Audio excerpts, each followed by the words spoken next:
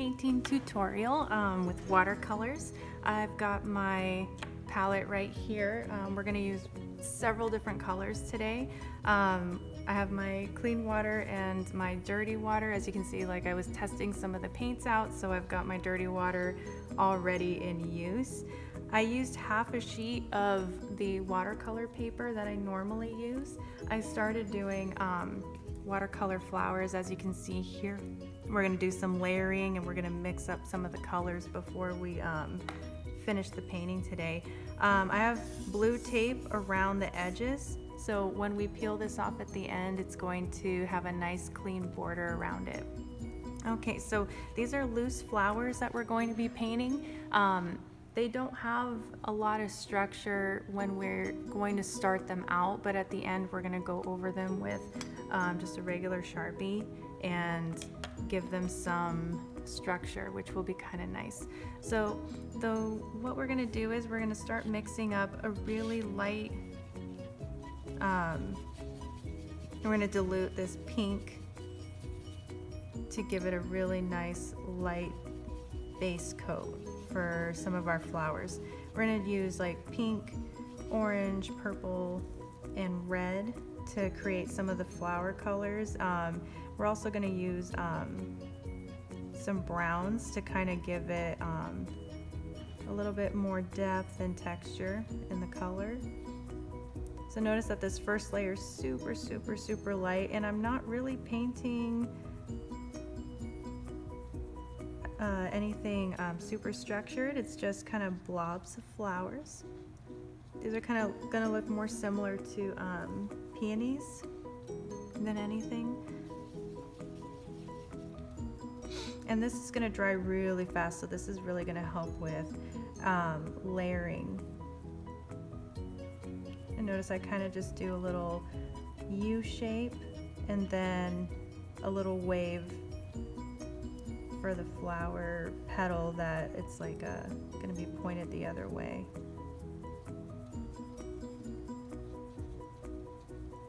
And you may not really be able to see this first layer, but we're gonna add on to it, similar to what we did with the elephant. I wanna kind of get an orange-ish layer here. I'm going to take this orchard color, it's like a deep golden color, and I'm going to mix it with a little bit of red and give it kind of a blush kind of a color. And I'm going to do that right here.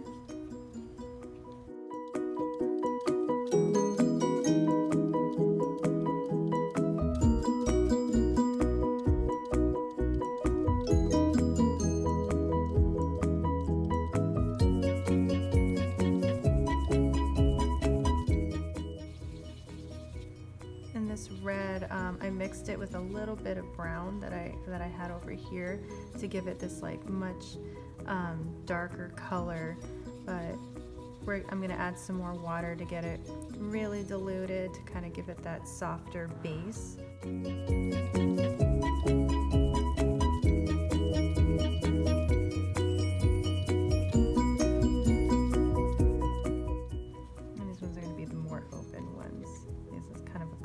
Flower, or from the side view of it is what it's going to look like. And then we don't have much purple in here yet, so I'm going to take this violet that I have, I'm going to mix it with a little crimson so that it's not this like straight purple color. It's more like a, I don't know what color you would call this, like a red violet. I think it would just be the only color you could call it, red violet. We'll do that one. We'll do it down here. And notice that I painted over, I kind of overlapped on the tape, and that's okay. The tape is gonna prevent the color from leaking into the bottom part, so there's going to be a nice clean line there when we're done. As you can see, the first layer is super, super light, and now we can go back over and add color and depth to our peonies. So when with these flowers, what I'm aiming to do is make the center deeper than the end of the petals. So with a petal that is, like if I'm looking at this and it looks kind of close to me, or the flowers facing a different direction, I'm gonna paint from the bottom up. And if you saw what I did there, I, instead of getting more paint, I added water, and I'm blending this darker color up into the top to kind of create a little bit of a gradient. I'm gonna do that down here too. See how I have a lot of paint that's showing up here? What I'm gonna do is I'm going to dip it into this puddle of water that I have over here on this petal, and check out how now that color kind of spreads out a little bit.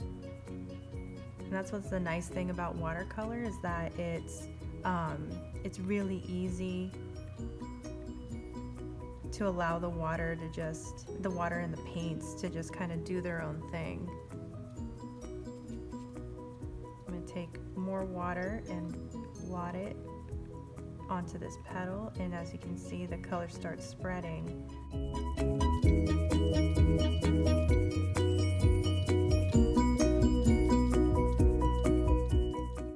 Get a little bit more color onto the bottom here. This is where I want more of the darker pink to show up.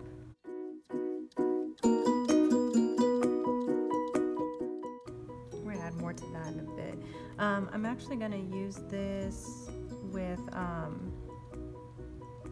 some of this orchard here. Now what's nice about you know, free-flowing flowers and having and not having that much structure when you're painting is that you can kind of play around with different color combinations that are, you know, that end up working really well together.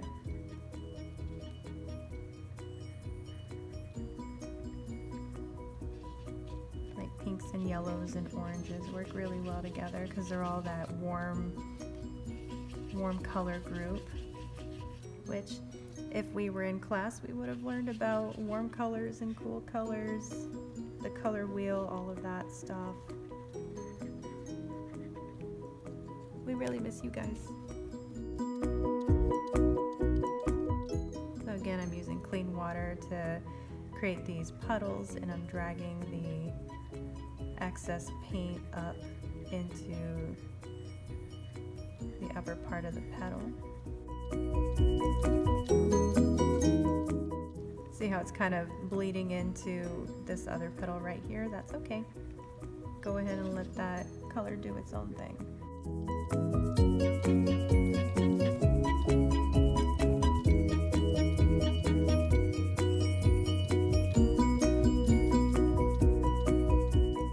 Let's go ahead and move on to the deeper red.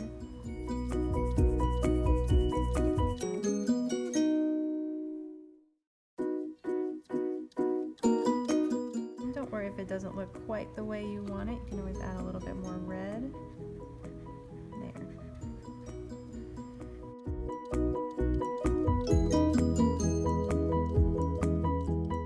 As you can see, I kind of left the center a little bit kind of empty, and the reason is we're going to paint that a really dark brown color, and we're not going to use a lot of water with that, so I'm kind of leaving it blank so that way that spot will just be dry enough to go ahead and paint like the little black stems, the little centers of these flowers.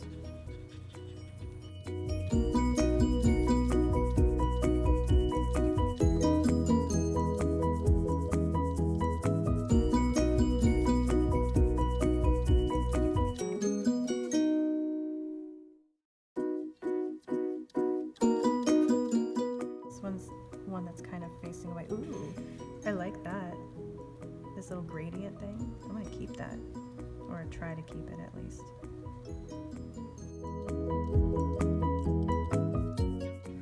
So notice how I used, before I painted on this petal, I blotted clean water on it first. This is the wet on wet technique. So if I were to have like prepped the whole paper with water, I would have done this wet on wet technique, which would have allowed the color to kind of be more free flowing all over the page.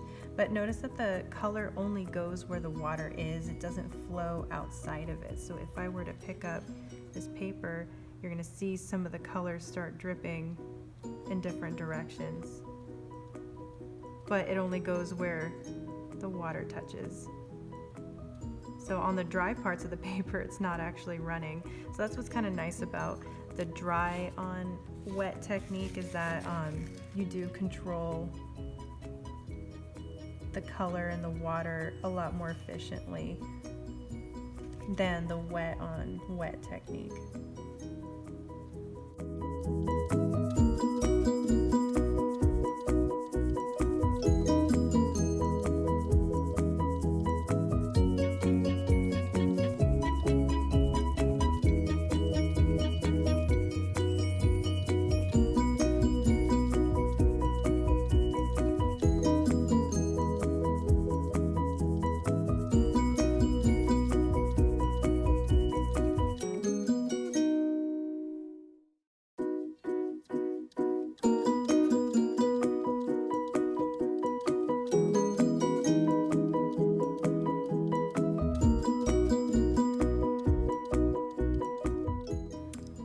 Dry a little bit before I add more to it. So you can do a couple of things to dry it. You can just wait, or you can actually get a hair dryer and hair dry the paper dry if you just don't want to wait that long.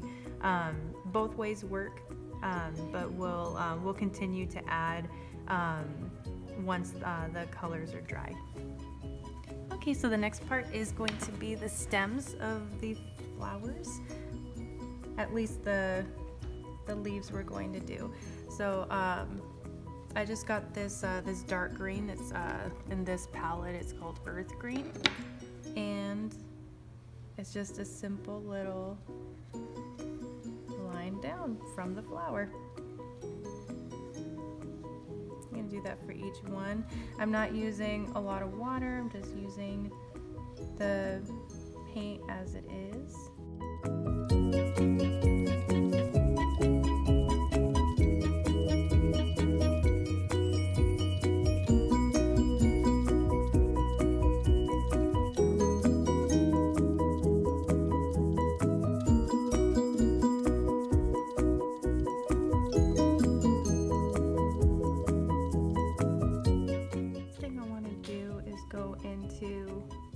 One more layer on some of these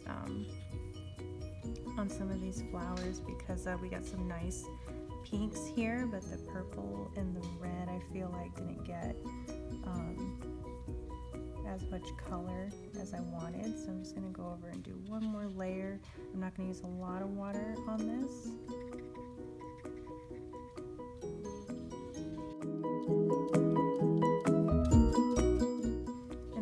Back to these should be pretty dry by the time we come back to them to do the center part.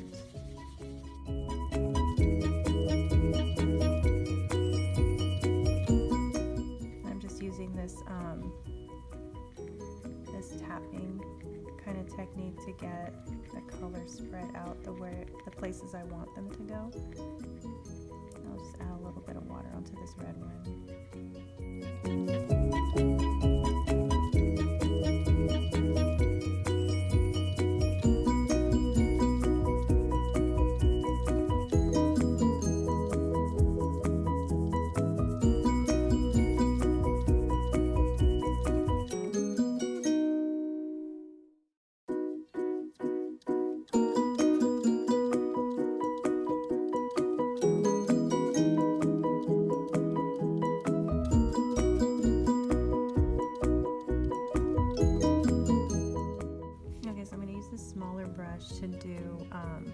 the dark center part.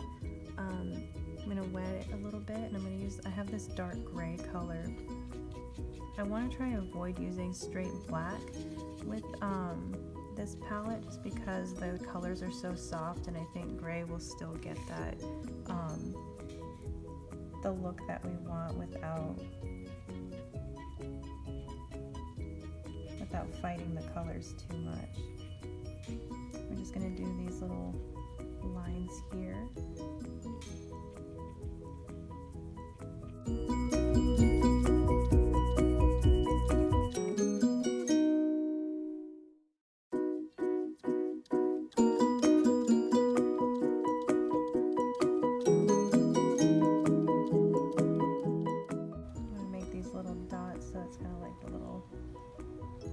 Pollen part on the flower.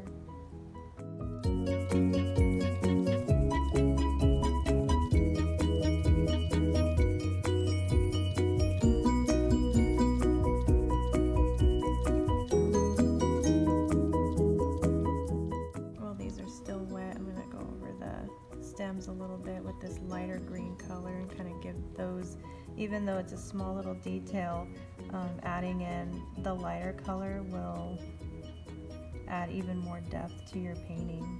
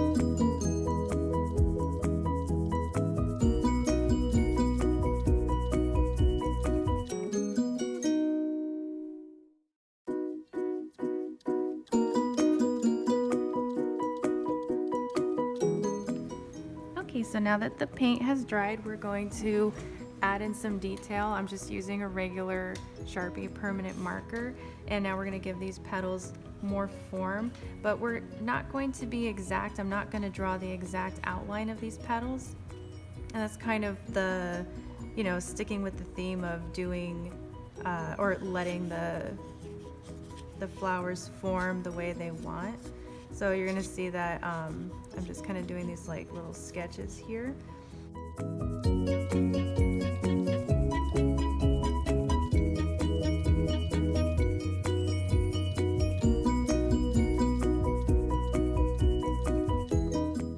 if you don't want to add these in, you don't have to. If you like the flowers the way that you had them before, you can totally keep them that way. This is just to give, add a little different dynamic to your drawing, your painting.